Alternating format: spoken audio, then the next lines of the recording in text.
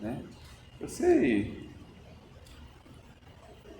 eu não quero fazer essa caridade para tal pessoa, tal, perdoar, eu não quero não, eu sei. Mas eu pergunto para ele, se ele se recolhesse, o que você quer? O que você deseja? Aí a gente abre mão de nós mesmos, né? Mais um passo que a gente dá naquela montanha. Então esse recolher-se, primeiro ponto, né? Recolher-se, saber com quem estamos falando, dar autoridade à palavra de Deus a este encontro. A gente não vai conversar com mais uma voz aí da sociedade, mais uma proposta, não. Estou falando, né? Conversando com o meu Deus.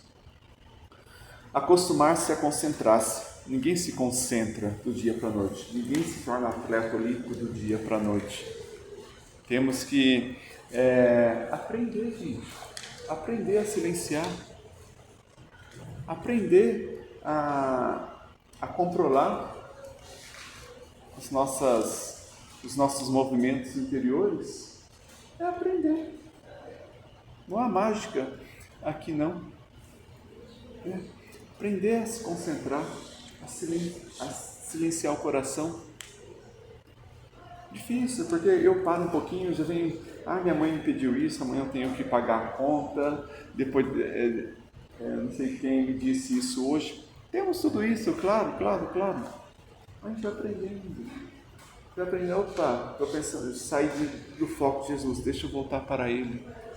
Deixa eu concentrar novamente. Deixa eu concentrar novamente.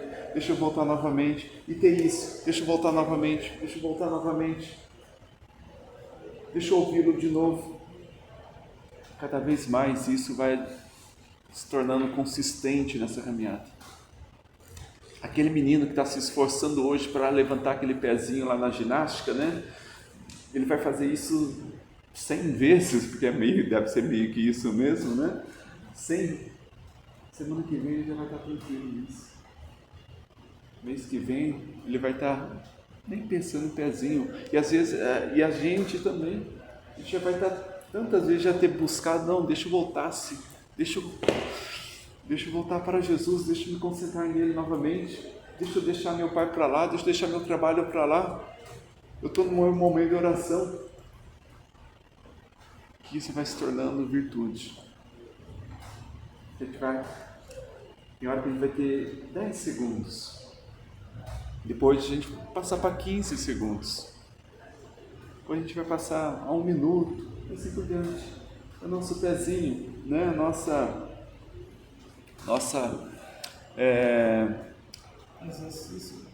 exercício. Então, afastar os olhos das coisas, página 4, né? Afastar os olhos das coisas exteriores, né?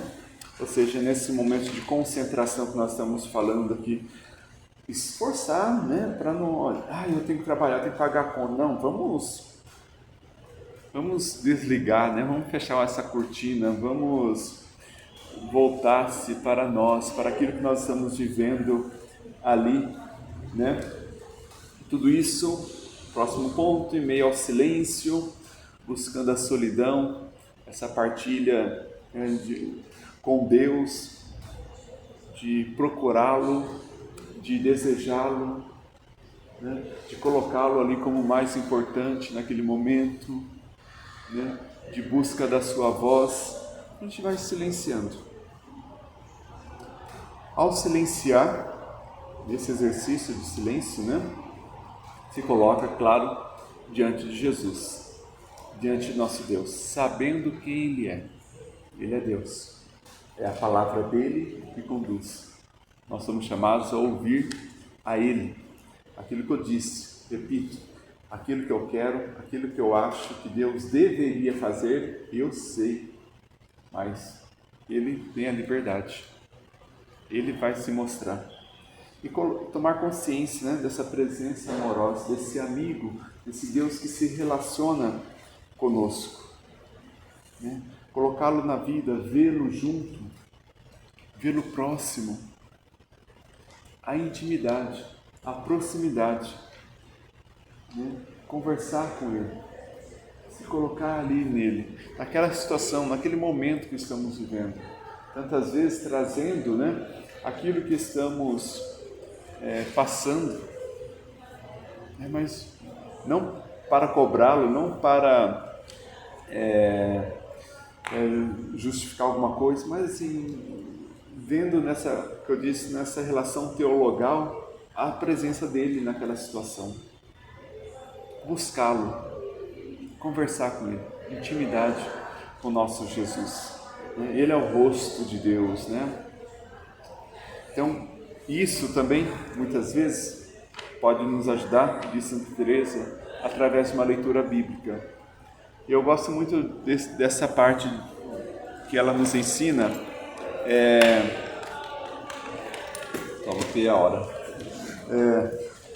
que ela nos ensina a fazer uma experiência de intimidade com Jesus por meio das passagens bíblicas. E eu repito, isso é bom, é um método, né? É um exercício também, né? Se coloque ali, seja qual for a passagem bíblica ali do Novo Testamento, Jesus curando aquele cego. Se coloque naquela cena, silencie, né? Clame a presença de Jesus, depois pense nessa passagem. Veja ali Jesus curando, veja ali Jesus cuspindo, passando aquele guspe, né? Aquele homem dizendo: Jesus, filho de Davi, tem piedade de mim. E isso não é uma coisa assim, Jesus, me cura aqui. Não, é um grito. Aquele homem só tinha uma única oportunidade na vida de enxergar novamente, encontrando-se com Jesus. Aquilo é um grito de desespero. Jesus, filho de Davi. E a gente está naquela cena, a gente imagina, a gente percebe isso, aquele homem gritando. Porque às vezes eu grito também.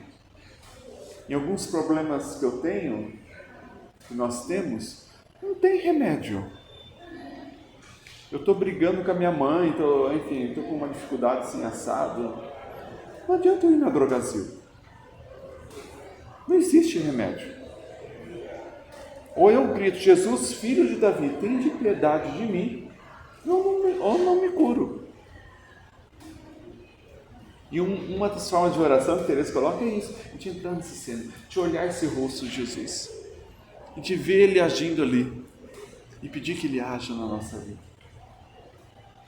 Repito, é um tipo de oração que eu gosto bastante, né? E nos faz ali criar essa intimidade, essa relação. A gente lê, claro, que é bom ler o texto antes, entender lá, Jesus entrou na cidade, entender só, né? Jesus entrou na cidade, apareceu um cego, ele cura. Antes da cura, o cego diz: Jesus, filho de Davi, tem piedade de mim, né? E Jesus toca naquele homem e é curado. É o que o texto diz. Então isso tem que estar em mente, né? Eu não sei o que o texto, onde vai chegar ao filho pródigo, né? A gente já sabe, né? Uma passagem mais conhecida. Então a gente está ali naquela cena, de ver aquele pai, de ver aquele abraço que aquele pai dá, a força daquele abraço. A gente sente-se abraçado ali, a gente sente-se cuidado ali. Então faça esse exercício. Pegue uma passagem bíblica que você tenha ela em mente, assim, que você conhece o começo, meio e fim, né? E faça uma experiência dessa. É boa demais. Só um parênteses bíblico, né? Toda vez que a gente lê um texto bíblico, primeira pergunta que você faz: o que o texto quer dizer? O que o texto diz? Olha, um homem tem dois filhos, um novo e um mais velho. O mais novo sai de casa, pega a herança, depois se perde na vida, volta e o pai perdoa. Filho pródigo. O texto quer dizer isso. O texto, como se estivesse lendo uma notícia, assim, é isso daqui. Entendendo isso, porque a gente só avança entendendo isso, porque se a gente não entender isso, não tem como, né? O que o texto está querendo me dizer? Será que eu sou esse filho mais velho? Será que eu sou esse filho mais novo? Será que eu tenho esse rosto desse pai? Será que eu estou esperando que quem é? O que esse texto está querendo me dizer? E por fim, uma última questão: o que Deus está querendo me dizer com esse texto?